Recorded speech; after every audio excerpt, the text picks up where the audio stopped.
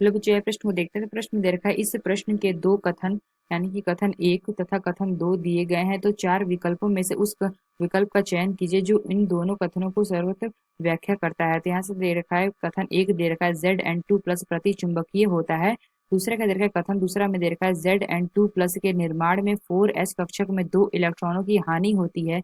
यहाँ पे चार विकल्प दे रखा है ए बी सी तथा डी। आइए मुख्य अवधारणा की चर्चा करते हैं। मुख्य अवधारणा, तो यहाँ से अगर हम देखें तो प्रश्न में हमें कथन दे रखा है, एक कथन दे रखा है और कथन 2 दे रखा है। तो हमें बताना है कि कौन सा कथन हमारा सही है, यानी कौन सा विकल्प हमारा सही होगा। तो यहाँ से अगर हम देखें तो हमें क्या दे रखा है Zn2 प्लस प्रति चुंबकीय होता है। तो यहाँ से अगर हम Zn देखें तो जो हमारा जिंक होता है, इसका अगर हम इलेक्ट्रॉनिक विन्यास देखें तो ये हमारा कहता है 1s2 2h2 2p6 3s2 3p6 3d10 और 4s2 होता है। तो यहाँ से हम Zn2 प्लस का निकालें, Zn2 प्लस इसका हमारा इलेक्ट्रॉनिक विन्यास क्या हो जाएगा 1s2 2h2 2p6 3s2 3p6 3d10। तो यहाँ से हम देखें जो हमारा जिंक होता है, इसका परमाणु क्रमांक क्या होता है 30 होता है। तो यहाँ से हमें कहते हैं Zn2 प्लस का हमारा इलेक्ट्रॉनिक विन्यास दिया गया। इसका अगर हम देखें तो इसमें हमारा युग्मित इलेक्ट्रॉन की संख्या कितनी होगी, यहाँ पे हमने क्या देखा डी में हमारे क्या है 10 इलेक्ट्रॉन है, तो मैक्सिमम डी में हमारे 10 इलेक्ट्रॉन आ सकते हैं। तो यहाँ से अगर हम देखें 10 इलेक्ट्रॉन दे रखा है, यानी कि हमारा अयुग्मित इलेक्ट्रॉन की संख्या क्या आएगी 0 आएगी। तो 1 2 3 4,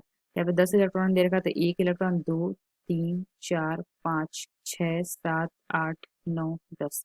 तो यहाँ से हमने क्या देखा 10 है, यानी कि अयुग्मित इलेक्ट्रॉन की संख्या हमारी क्या आ जाएगी 0। तो हम कह सकते हैं क्या युग्मित इलेक्ट्रॉन होने के कारण जो हमारा Zn2 प्लस दे रखा है, ये हमारा क्या होता है प्रति चुंबकीय होता है, प्रति चुंबकीय है। यानी हमने क्या देखा जो हमारा Zn2 प्लस दे रखा है, ये हमारा क्या है यानी कि इसका अगर हम देखें तो युग्मित इलेक्ट्रॉन होने के कारण ये हमारा क्या है प्रति चुंबकीय है। यानी हम कह सकते हैं पहला कथन हमारा क्या है सही है, यानी कि ट्रू है। तो हमें दे रखा है कथन दूसरा दे रखा है कि Zn2 प्लस के निर्माण में 4s कक्षकों से 2 इलेक्ट्रॉन की हानि होती है। यहाँ से हमने क्या देखा ये जो हमारा 4s है, इसमें हमारे 2 इलेक्ट्रॉन की हानि हो रही है।